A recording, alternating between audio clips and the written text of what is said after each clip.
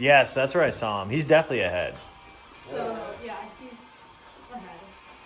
Oh, good morning. And before I even fill you in on the day and yesterday, let me show you, not even half a mile north of 501, what it looks like.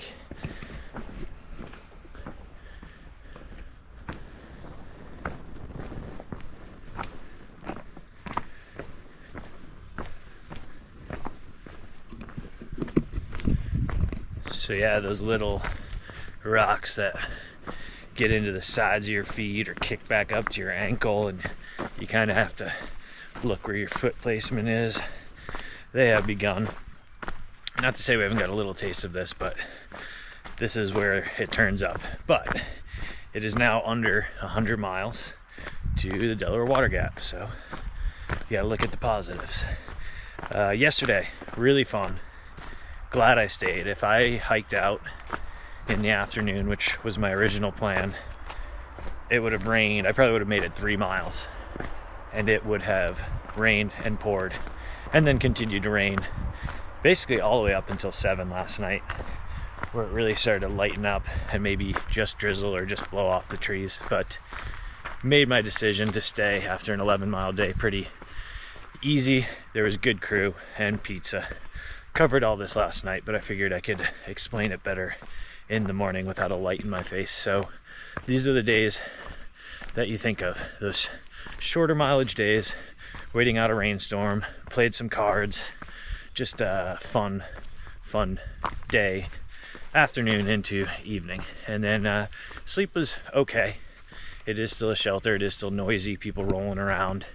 I do sleep better in my tent, but this was an instance where, just like the other day, it was fun to make an exception and just change it up. And also, everything is dry aside from my clothing, because that never dries. And that was hanging up for like 18 hours, and nothing dries. It's just too humid.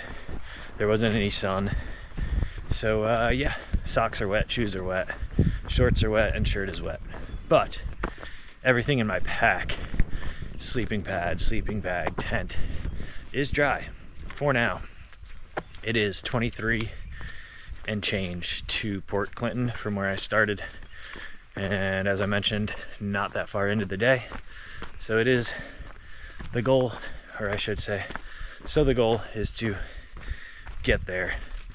And I started early. I started before 8, so that is always a good sign. I can make really big miles on days when I start before 8, and we'll see what time I can get into town.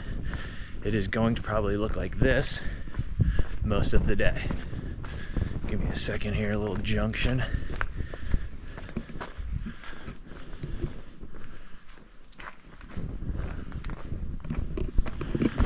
I don't need water, so I'm good. So yeah, the weather should be, I think there's a little threat of thunderstorms in the afternoon, but it should look like this, and maybe have the sun break through at points. But good hiking weather, and spirits are high. I keep going through different emotions. Like yesterday was such a good day into the evening, but then falling asleep, it was loud with everyone moving on their sleeping pad, and the place smelled so bad because everyone's stuff was just soaked. So I was like, oh, what am I doing with my life? Like, I could be building a life and putting money into buying a house or a car, and instead I'm sleeping on a sloped bunk of a shelter that's going to be collapsed by the end of this season, and yeah, people smelling and wet gear. So sometimes those questions come into your head, and I just had to remind myself that every day is temporary, and then this trail as well. I want to see it through, and then I can start building or doing the things I want to do after, and I'm getting there. People have been saying, myself included, that now that we're halfway, you're starting to think about finishing and getting to Maine again, whereas in the beginning you think about it the first day or two, and then it's just such a far off goal that it just stays out of sight, out of mind. But now that you're making some progress, it comes back in. So yeah, that's where I'm at. I would say it's just an ordinary day. Don't feel amazing, but definitely don't feel bad. Feel good to make miles. And there is a Wawa near the Walmart in Cabela's, so hopefully I have a Wawa sandwich for dinner and then another one to take wherever I sleep for a second dinner. I kind of know my options for sleeping, but I'm gonna make that call much later in the day because I have a lot of miles to do. All right, the rocks have let up a little bit through here, but I'm done for now. I'll show you.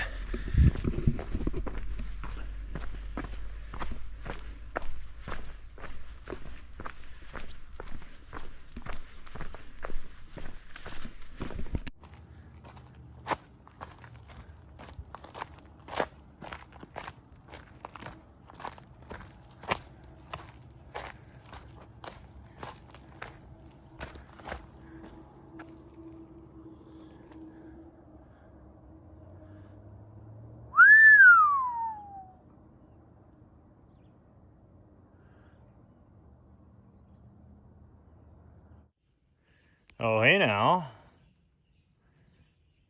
I think it's been for just a couple miles, but I can officially start counting down from 1,000.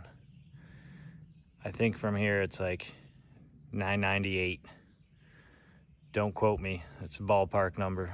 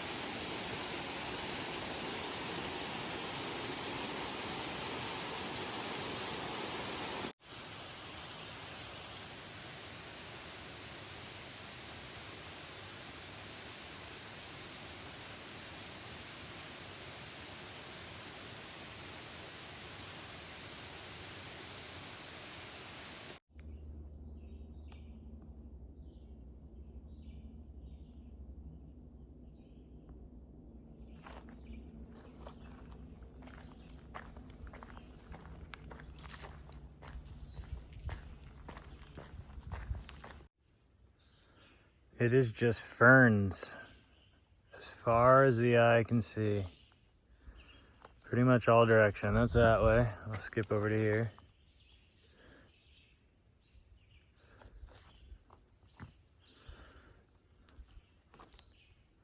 Pretty wild.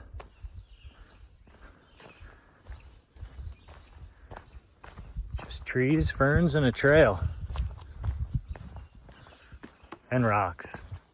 Rocky trail. Oh, welcome back. It is probably just after 1, somewhere in that range, and I'm probably just over 12 miles in for the day, and it has been in and out of rocks. I feel like since I'm, but you're watching, so technically I guess you are too, south of Port Clinton, where my goal is for the day, the rocks come at you, but then they give you a break. Like right here, this is some pretty nice trail. Little baby deer. Jesus.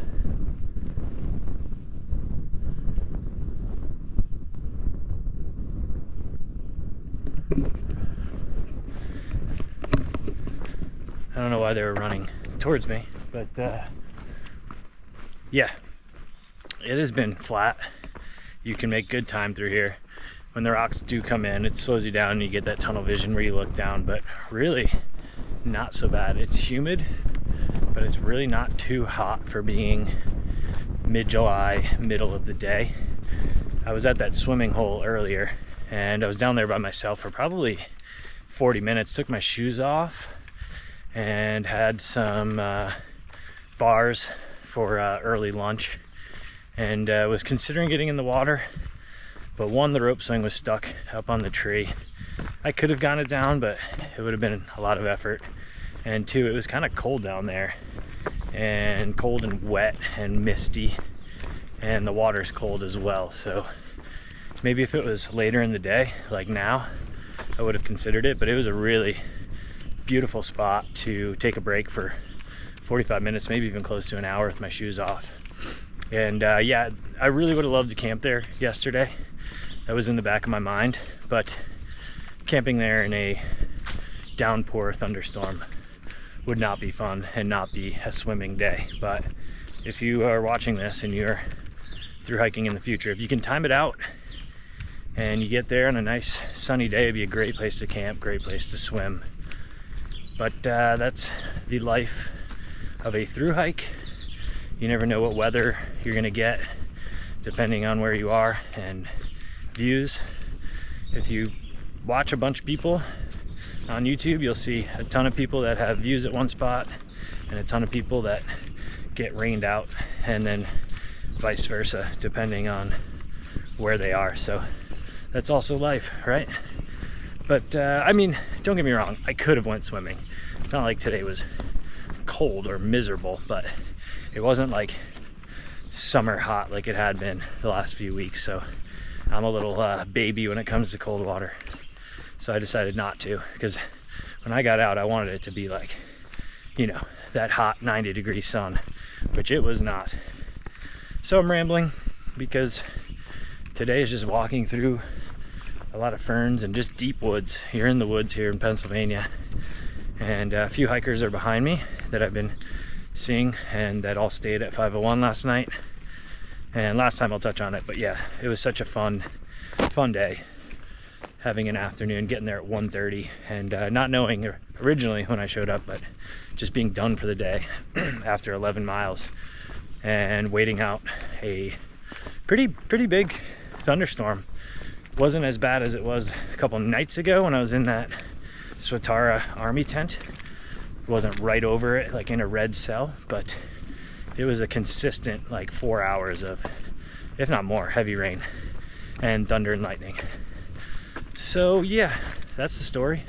Trail is still nice through here and shouldn't be a problem making it into town. And then I have no idea. I know my options, but I have no idea what I'm doing. Leaning towards the pavilion, but there's a lot of comments about it being loud with train and road noise. But if it's just for one night and I get to eat a Wawa sandwich for dinner, I could probably put up with that. So we'll see, and you shall see as well. But yeah, more of this super nice trail. I'm kind of in a bare spot from the rocks.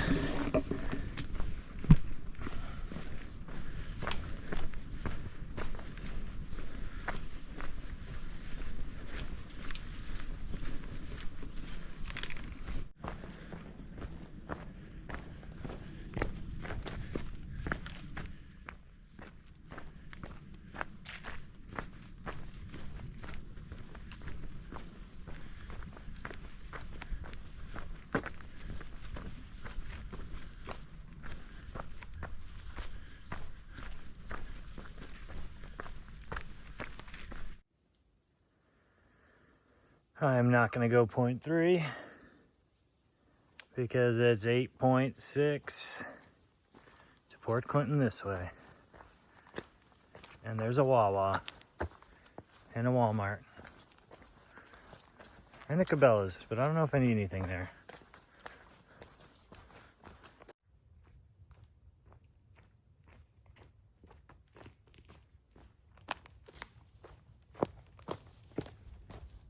Oh, welcome back.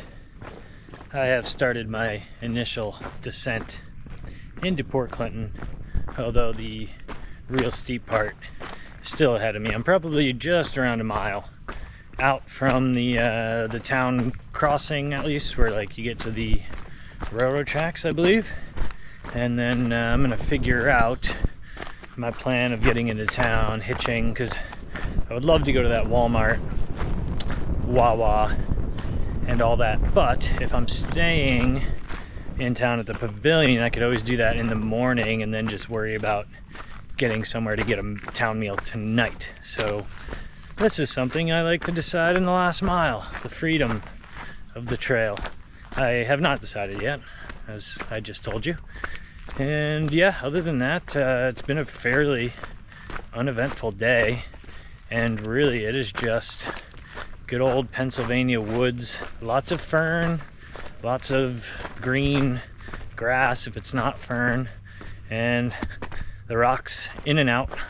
Definitely coming more in than out as I go north, but yeah, really just woods, ridge walking, and not many people. A few through hikers that stayed at 501 with me last night are making the push into town, and then a few are probably gonna not get all the way into town but don't know where they're staying. I think that's it really for now, and hopefully I find a good place to eat. All right.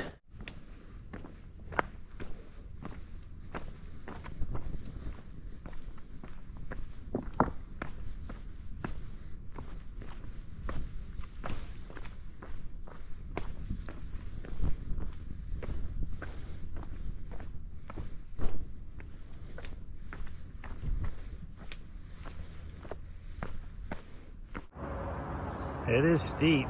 I don't know if the camera does it justice, but that's what I came down.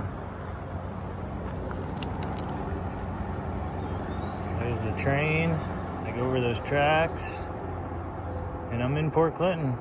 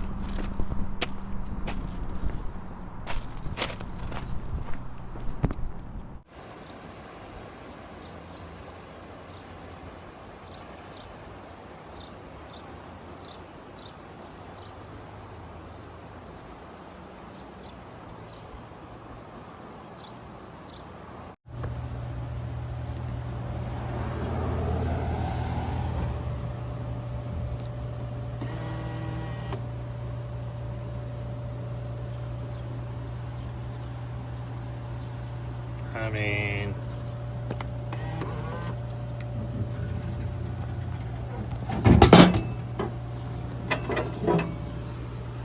the Victory Walk Coca-Cola.